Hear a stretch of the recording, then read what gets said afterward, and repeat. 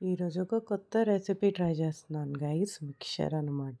దీనికి శనగపిండి ఉంటే చాలు.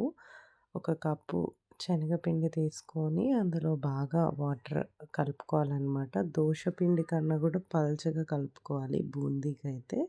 ఇంకా బూందీ వేసుకోవడానికైతే నేను ఈ బూందీ గరిటెనైతే మీషో నుంచి ఆర్డర్ పెట్టాను.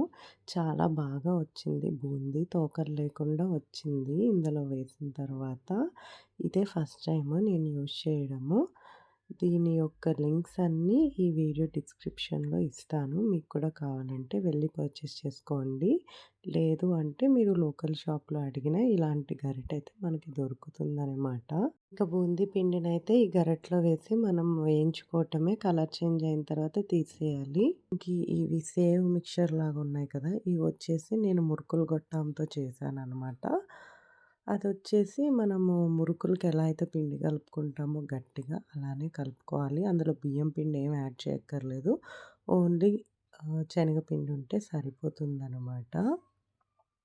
ఇంకా దాని తర్వాత అయితే కరివేపాకు, ఇంకా శనగ పలుకులు, ఇంకా జీడిపప్పు అయితే వేయించేసుకొని ఈ మిక్చర్‌లో మనం యాడ్ చేసేసుకోవాలి.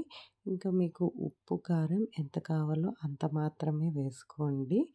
నేనైతే హాఫ్ టేబుల్ స్పూన్ ఉప్పు అండ్ 1 స్పూన్ కారం అయితే వేశాను. మిక్చర్ అయితే చాలా అంటే చాలా టేస్టీగా వచ్చింది గైస్. ఒకసారి మీరు ఈ రెసిపీ అయితే ట్రై చేయండి. చాలా ఈజీ. ఇంట్లోనే మనం ట్రై చేయొచ్చు. ఇంగ్రీడియంట్ లిస్ట్ కూడా పెద్దగా ఏముండదు. మన ఇంట్లో ఉన్న వాటితోనే మనం తయారు చేసుకోవచ్చు. అంతే ఈ video. Thank you for watching. Bye. Video కనుక నచ్చితే లైక్ చేయండి. ఛానల్ కనుక నచ్చితే సబ్స్క్రైబ్ చేసుకోండి.